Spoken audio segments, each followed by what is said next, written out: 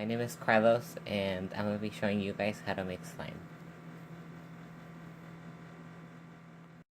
So what you're going to need is a bowl which can be any size, a mixing tool, starch flow, clear glue or white glue, food coloring, and water.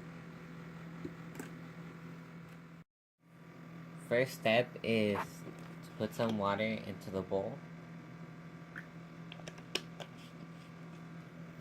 and add some glue.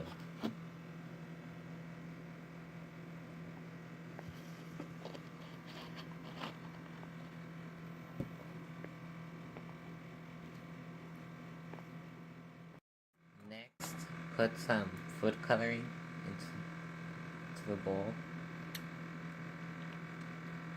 and start mixing everything.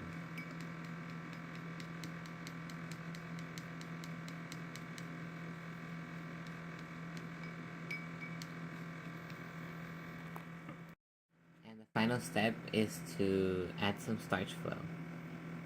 You're gonna want to add little bits every time and mix it really well.